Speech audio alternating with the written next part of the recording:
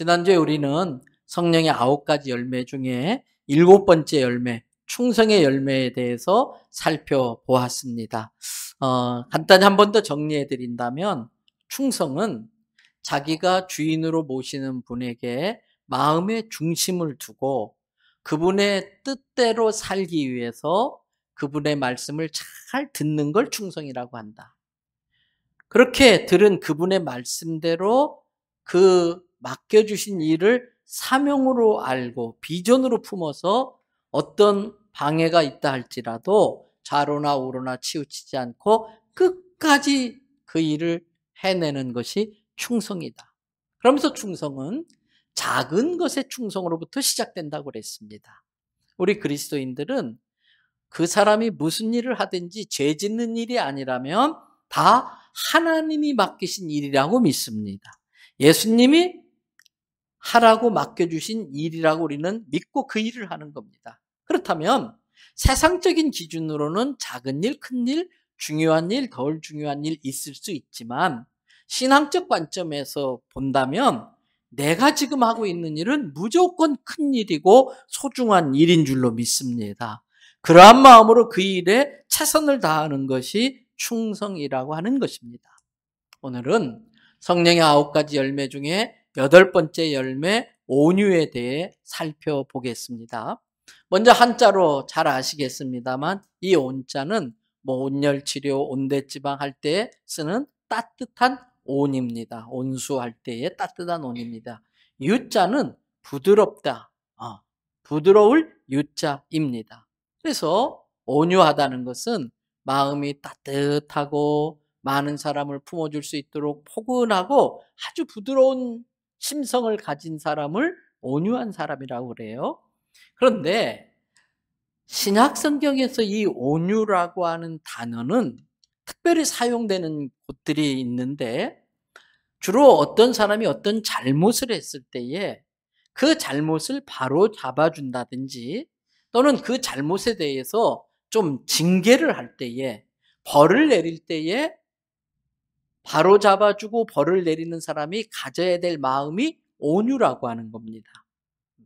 어떤 사람이 잘못된 걸 바로 잡아줘야 되는데 그 바로 잡아주는 걸 바로 잡아주지 않고 모르는 척하고 그냥 묵과하고 지나가면 안 된다는 거예요.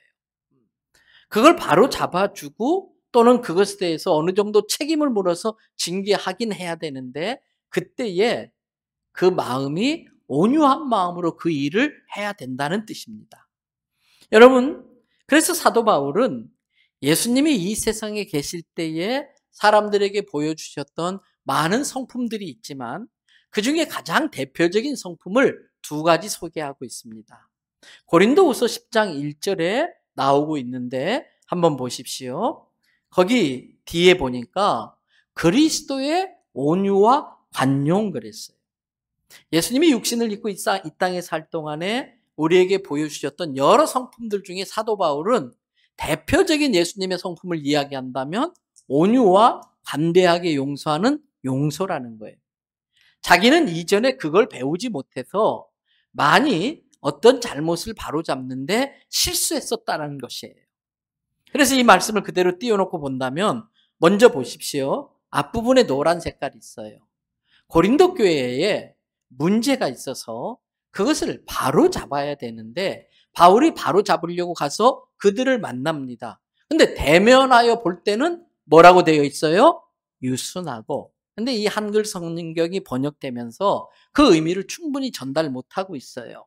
이 유순이라고 하는 단어는 헬라어 원어 성경에 타페이노스라는 단어로 이렇게 쓰여지고 있는데 이 타페이노스라는 단어에 여러 뜻이 있겠습니다만 그중에 대표적인 뜻 중에 하나가 비굴함입니다. 비굴하다. 이 타페이노스라는 단어를 NIV 영어 성경에서는 티미드라고 하는 단어를 여기에 번역하는데 사용했어요. 이 티미드라고 하는 단어는 잘 아시는 것처럼 소심하다, 주저주저하다 그런 의미를 갖고 있는 단어입니다. 그래서 대면하여 너희를 보면 이렇게 될 때에 대면하면 유순하고 이걸 좀 풀어본다면 소심하거나 비굴해서 그 앞에서 너 이거 잘못된 거야 정확히 지적해 줘야 되는데 그걸 못한다는 거예요. 네가 잘못했으니까 이것에 대해서는 책임을 져야 돼. 이걸 못한다는 거예요. 그리고 이제 그 다음 두 번째 노란 거를 보십시오. 떠나 있으면 너희에 대하여 담대한 나 바울은, 그 앞에서 말 못하고 이제 돌아와가지고 막 화가 나는 거예요.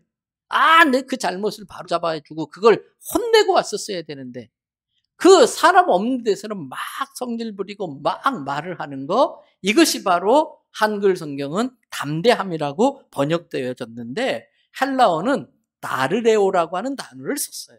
이 다르레오는 거침없이 나아간다, 용감한, 이런 의미가 있어요. 그리고 NIV 영어 성경에는 bold라고 하는 단어를 여기다가 번역하는 데 썼는데, 이 bold라고 하는 단어는 배짱 있는, 배심 좋은 그런 의미의 단어입니다. 그래서 바울이 이 고린도 교회 교인들의 잘못에 대해서 이렇게 했지만, 이제 한글 성경으로 바꿔주세요. 이제 내가 그리스도의 제자로서 그리스도의 성품을 받아가지고 너희의 잘못에 대해서 온유하지만, 관용하지만은, 그러나 내가 더 이상 앞에서 말한 비겁하거나 소심해서 그 잘못을 지적 못하고, 또는 그 잘못을 지적한다고 해서 바로 잡아준다고 함부로 무례하게 그렇게 하지 않고, 바로 잡기는 바로 잡되 온유함과 관용으로 하겠다, 그런 의미인 것입니다. 그래서 바울은 그 이후로 실제로 그렇게 자기가 목양하는 교회의 성도들을 그렇게 돌봤어요. 예를 들면 갈라디아서 6장 1절을 다 같이 한번 읽어봐 주시겠습니까? 형제들아, 사람이 무슨 범죄한 일이 드러나거든 신령한 너희는 온유한 심령으로 그러한 자를 바로잡고 너 자신을 살펴보아 너도 시험을 받을까 두려워하라. 말씀 그대로 띄워줍니다. 형제들아, 만일 너희 주변에 잘못된 사람이 있는 것을 알게 되거든 신령한 너희는, 그랬어요. 여러분, 어떤 점쟁이를 보고 잘 맞히면 야, 신통하다, 신령하다, 그런 말을 써요. 근데 여기 성경에 성도들을 보고 신령하다고 하는 단어를 썼어요. 그러면 우리 성도들이 신령하다는 건 어떤 걸 말하는 걸까요? 성령으로 충만해진 상태, 성령의 지배를 받는 상태가 신령한 상태인 것입니다. 때문에 우리가 성령으로 충만해지면 분별력이 생겨요. 옳고 그름의 분별력이 생겨요. 그래서 잘못된 사람을 바로 잡아주는 일도 해야 되는데, 그럴 때에 정죄하는 마음으로 하면 안 되고 거기에 내 자신을 먼저 살피라는 거예요.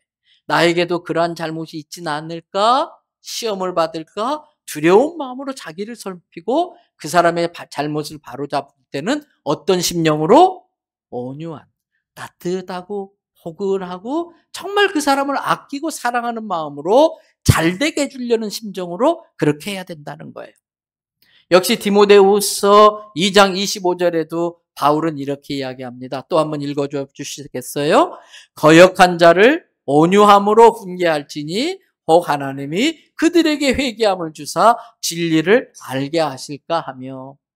어떤 잘못한 사람을 보면 그 사람의 진심으로 죄를 깨닫고 회개하고 다시 하나님께 돌아오길 바라는 간절한 마음으로, 정말 사랑하고 아끼는 마음, 온유함으로 훈계하라고 하는 것입니다.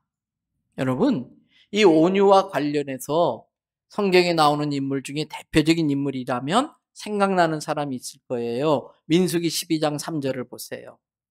이 사람 누구는? 모세는 뭐가? 온유함이 지면의 모든 사람보다 더하더라. 세상에 있었던 모든 사람보다 가장 온유한 사람이 모세였다라는 것입니다. 그런데 여러분, 모세가 처음부터 온유한 사람은 아니었습니다. 모세는 하나님이 마귀의 거짓말에 속아 죄를 짓고 멸망당할 이 인류를 구원하기 위한 큰 그림 중에 하나님이 택해서 쓴 한 조각입니다. 한 조각의 퍼즐 조각입니다. 하나님은 죄로 멸망당할 우리를 구원하려고 구원의 큰 그림을 그리시는데, 먼저 그 많은 사람들의 타락 가운데 오직 하나님을 믿고 순종해서 믿음으로 하나님이 지시할 땅을 가서 하나님만 섬기겠다고 결단한 아브라함을 기특하게 보셨어요.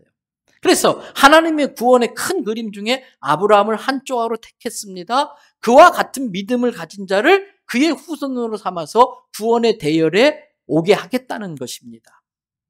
그 중에 하나님은 이 아브라함의 후손 중에 요셉의 야망을 비전으로 바꿔줍니다. 그래서 요셉을 애굽의 총리가 되게 하십니다. 그래서 큰 흉년으로 인해서 하나님이 인류 구원의 한 조각으로 쓰시려고 했던 아브라함의 후손들이 굶어 죽게 되자 그걸 계기로 고스란히 요셉이 국무총리로 있는 애굽으로 옮깁니다. 그때가 70명 정도 됐습니다. 그리고 이제 400년 정도, 450년 정도의 시간이 흐르면서 그 히브리 민족을 번창하게 하셔서 400만 내지 600만의 큰 민족을 이루게 만드신 겁니다. 이제 하나님은 그 이스라엘 백성을 출애굽시켜서 율법을 주고 메시아 예수 그리스도를 그 유대 민족을 통해 보내서 이 민족을 구원하시기 위해 모세를 한 조각으로 택해서 출애굽을 하라. 이 사명을 모세에게 맡길 계획을 하시는 겁니다. 왜 모세를 택했을까? 그 부모들의 믿음. 다 히브리 민족이 점점 많아지는 게 두려워서 애굽 왕이 히브리 민족의 남자아이들은 태어나자마자 다 죽이라고 그랬는데 그 아기를 죽이지 않고 끝까지 아기를 자기가 지킬 수 있는 한도까지 지키고 그 나머지는 하나님께 맡기는 마음으로 나일강에 띄어보내는 그 요게벳 어머니와 그 부모의 믿음을 보고 하나님이 모세를 택해 쓰는 거예요. 그때 하나님은 이 모세를 나일강가에서 애굽의 공주와 만나게 하고 그때부터 모세는 왕실에서 최고의 교육을 받습니다.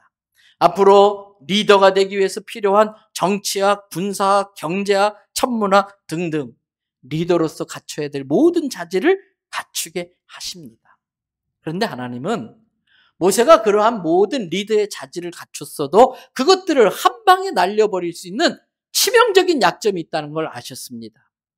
그 좋은 리더의 자질을 다 쓸모없게 만드는 치명적인 약점이 모세에게 있었던 것입니다. 그것은 주체하지 못하는 그의 성깔이었습니다. 거칠고 과격한 모세의 성격이었습니다. 여러분, 모세는 원래 온유와는 거리가 먼 사람이었습니다. 모세는 한 번 화가 나면 그 화를 주체하지 못해서 뒷감당이 안 되는 돌이킬 수 없는 일을 저지르는 스타일의 사람이었어요. 요즘 자동차 사고에 대한 기사를 보면은 아주 많이 나오는 단어가 하나 있습니다. 무슨 단어인지 아시겠습니까? 급발진이란 단어예요. 그래서 이 차가 통제가 안 되고 막 지 멋대로 급발진해서 사고를 냈다는 것이지요. 그 급발진을 막는 게 브레이크입니다. 여러분, 브레이크가 고장나서 작동 안 하면 급발진으로 인한 사고를 막을 길이 없어요. 그런데 자동차만 그런 게 아닙니다. 우리들의 성질도 종종 급발진할 때가 있습니다. 그래서 소중하게 살아왔던 그 인생을 어느 날 하루아침에 다 망가뜨려 버리는 경우들도 어쩌다가 있는 거예요. 여러분, 모세의 경우 출애굽기 2장을 보면 모세가 왕자로 있을 때입니다. 하나님은 모세가 애굽의 왕국에서 크지만 그에게는 히브리 민족의식, 유대이즘, 히브리즘이 필요했기 때문에 그 어머니 요게벳을 모세의 유모로 들여앉히도록 하나님이 다 역사하시고 그 어머니를 통해서 너는 하나님이 택한 선민 이스라엘 백성이다. 이 민족을 통해 하나님은 온 인류를 구원할 놀라운 구원을 갖고 계시고 우리는 믿음의 조상 아브라함의 후손이라고 하는 이 히브리즘을 그에게 많이 심어줬어요. 어느 날 밖을 나가봤는데 자기 동족이 애굽 사람에게 막 맞고 있는 겁니다. 그걸 보는 순간 모세의 피가 거꾸로 돌았습니다. 그걸 그냥 지나갈 수가 없었습니다. 그래서 가서 이 애굽 사람을 두들겨 패는데 정말 화나면 그럴 수 있지요. 그러나 멈출 줄도 알아야 됩니다. 모세는 그때 나는 그 화를 브레이크를 밟을 줄 몰랐어요. 급발진한 상태로 계속 달렸어요. 결국 어떻게 됐습니까? 그 사람이 맞아 죽었어요. 여러분 도대체 얼마나 맞아야 사람이 죽겠어요? 사람을 죽일 정도로 성질을 부리는 게 모세였었어요. 아닙니다. 멈출 줄도 알아야 돼. 우리 옆에 사람 보고 말씀하십시다. 옆 사람 보시고 멈출 줄도 알아야 합니다. 화를 멈출 줄도 알아야 됩니다. 성질 나는 것도 멈출 줄 알아야 됩니다. 그때까지만 해도 모세는 그렇게 화나는 자신을 주체할 수가 없었습니다. 이러한 관점에서 볼 때에 하나님은 모세를 출애굽의 리더로 맡기는 것이 믿음지 못한 거예요. 잘 아시는 것처럼 이스라엘 백성들이 어떻습니까? 광야 40년 동안 이스라엘 백성들이요, 툭 하면 투덜대고 불만을 해요. 배고프다고 짜증내지요. 물 없다고 신경질 내지요. 고기 먹고 싶다고 막 투덜거리지요. 만약에 모세가 이 이스라엘 백성들을 데리고 가다가는 모세 성질에 다 때려 죽였을 거예요. 그걸 아시는 하나님께서 그 모세 출애굽을 좀 연기시켜요. 더디지만 안전하게 가기 위해서 먼저 모세의 혈기부터 다룹니다. 모세의 성질부터 바로 잡아야겠다. 그래서 처방을 내렸는데 하나님이 모세에게 내린 처방이 광야 학교 입학시키는 겁니다. 결국 모세는 애굽 사람을 죽인 게 들통나서 광야로 도망을 칩니다. 모세는 그 광야에서 40년 동안 양을 칩니다. 그런데 여러분, 양의 그 성격에 대해서, 성질에 대해서 좀 알아야 되는데, 양을 잘 표현할 수 있는 대표적인 단어가 있다면 깝깝함입니다. 답답함입니다. 지멋대로 막 흩어집니다. 그래서 막 무서운 개를 동원해서 몰지 않으면 모이질 않고요. 지멋대로 아무 데나 가다가 막 벼랑에 떨어지고요. 그래서 성경에 길 잃은 양의 비유가 많이 나오는 게 그거예요. 고집도 세고요. 그 양을 모세가 40년 동안 치는데 정말 대책 없는 거예요. 왕궁에서 통했던 그 모세의 성질머리가 양들에 대한 안 먹혀요. 말로 해도 안 듣지요. 쓰다듬어도 안 되지요. 때려도 안 되지요. 왕궁에서 배운 군사, 경제학, 리더십이 아무 소용이 없어요. 박사학위가 의미가 없는 게 광야입니다. 그런데 여러분, 모세는 광야에서 그런 양들을 치다가 자기 성질머리가 다 죽었어요. 자신의 모든 것을 이제 내려놓을 줄 알게 되었어요. 자기를 포기하는 법을 배웠어요. 왕궁에 있을 때는 다 나한테 맞춰. 기준이 자기였었어요. 근데 양을 치다 보니까 이제 자기가 양한테 맞출 수밖에 없게 되었어요. 성숙은 나한테 맞추라는 것이 아니라 상대에게 맞추는 것이 성숙인 줄 깨달으시길 바랍니다. 여러분, 여기에서 팁을 드리자면 미리 온유해지면 광야학교 안 가도 됩니다. 하나님께서 나를 다루시기 위하여 광야학교로 보내기 전에 미리 알아서 온순해지면 광야학교 갈 필요 없어요. 근데 혹시 지금 우리들 중에 좀 늦어가지고 벌써 광야학교 입학하신 분들이 있을 수 있어요. 사는 게 힘들고 어려운 분들이 있을 수 있어요. 조기 졸업하는 방법이 있습니다. 여러분, 학위를 따면 조기 졸업할 수 있습니다.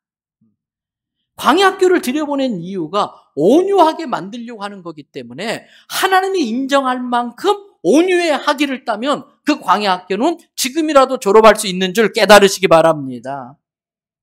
온유한 사람의 특징은 잘 참는 거예요. 여러분, 이 사회생활을 하고 공동체 생활을 하다 보면 정말 갈등이 있을 때가 있어요. 때로는 저를 막 모욕하는 사람이 있을 수도 있고요. 자존심을 확 긁어버리는 사람도 있고요. 때로는 누군가의 말이 막 비수처럼 꽂혀서 밤에 잠을 못 자고 막 그러는 경우들이 있을 수 있어요. 여기 있는 목사도요, 얼굴은 참 이렇게 웃고 있지만 속 뒤집어질 때가 한두 번이 아닙니다. 우리 모두가 다 마찬가지예요. 여러분, 이때 필요한 것이 성령님의 도움, 성령님의 통치함으로 온유한 성품으로 살아가는 거예요. 여러분, 내 속을 확 뒤집어버리고 나를 비수를 꽂듯이 그냥 아프게 만드는 무례하고 거친 어떤 누군가와 상대할 때에 그때 해야 할 일은 그 사람의 모습 속에서 나를 보는 거예요. 그 사람의 모습 속에서 옛날에 나를 보는 거예요. 나도 그랬지. 그리고 동시에 성경에 믿음의 주에 온전케 하시는 예수를 바라보라고 그랬어요. 내가 그 사람 보고 성질나듯이 예수님도 나를 보고 한두 번 성질난 게 아니었을 건데도 불구하고 나를 온유하게 대하셨던 그 예수님을 바라보는 것이 우리가 그 어려운 상황을 이겨낼 수 있는 방법이라는 거예요. 여러분, 이건 결코 쉬운 일은 아닙니다. 그럼에도 불구하고 우리는 이 온유의 열매를 맺고 살아야 하나님께 영광 돌릴 수 있는 것입니다. 거친 돌을 매끈한 조약돌로 만드는 건 끊임없이 흘러가는 시냇물이에요.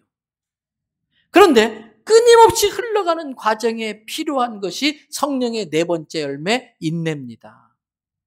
바뀌지 않는 것 같지만, 깎이지 않는 것 같지만 끊임없이 부드러운 물이 흘러가면서 그 모난 것들을 깎아내고 꽂아내면서 조약돌로, 매끈매끈한 조약돌로 만들잖아요. 그런데 충성, 지난주에도 말씀드렸습니다만 하나님의 타이밍까지 기다리지 못하고 성질난다고 망치로 한 번에 딱 그 거친 걸, 뾰족한 걸 다루려고 망치로 한 번 내려쳐 버리면 더 뾰족뾰족해져요. 망치 맞은 돌은 더 뾰족뾰족해지는 거예요. 때문에 정말 우리가 내 가정을 서로 모나지 않고 매끌매끌하게 아름다운 시냇물 소리에 조약돌 굴러가는 소리가 나게 만들려면 끊임없는 인내를 가지고 온유함으로 상대방들을 서로 품어줄 때만이 가능한 거예요. 그래서 예수님은 마태복음 11장 29절에서 이렇게 말합니다. 나는 마음이 온유하니. 온유는 누가 할 수 있는 일이라고 그랬지요? 겸손한 자가. 그래서 나는 마음이 온유하고 겸손하니 나의 멍에를 메고. 왜 멍에라고 그랬느냐? 인내가 필요하니까. 그 돌을 부드럽게 만들려고 시냇물이 끊임없이 흘러가듯이 우리를 힘들게 하는 것들을 인내하듯이 그 멍에를 메고 예수님을 배우다 보면 우리에게 진정한 쉼을 주는 천국 화평이 이루어진다는 것입니다. 그래서 온유한 자가 받는 복이 쉼입니다. 진정한 안식인 것입니다. 컨트롤되지 않는 힘은 폭력입니다. 힘은 온유라는 포장지에 쌓여져 있다가 필요할 때에 사람을 살리는데 쓰여지는 게 진짜 힘입니다. 그래서 잠언 25장 28절 같이 한번 또 읽어주십니다. 자기의 마음을 제어하지 아니하는 자는 성읍이 무너지고 성벽이 없는 것과 같으니라. 급발진을 제어하지 못하면, 온유함으로 그것을 다스리지 못하면 가정이라는 성읍을 스스로 무너뜨린다는 거예요. 성벽 없이 마귀에게 무방비 상태로 가정을 그렇게 황폐하게 만들 수 있다는 거예요. 반대로 그러나 잠언 16장 32절 보세요. 노할 수밖에 없는 상황이지만 인내함으로 온유함으로 그 노하기를 더디하는 자는 성을 빼앗는 용사보다 낫고, 전쟁에 승리하는 용사보다 낫고 성을 빼앗는 장수보다 훨씬 더 강한 자라고 하는 거예요. 사랑하는 성도 여러분, 자기의 마음을 다스리는 것이, 자기의 마음을 온유함으로 다스리는 게 능력입니다. 그 마음을 다스리는 능력이 성령의 9번째 절제입니다. 다음 시간에 이 절제에 대해서 같이 또 묵상하도록 하겠습니다.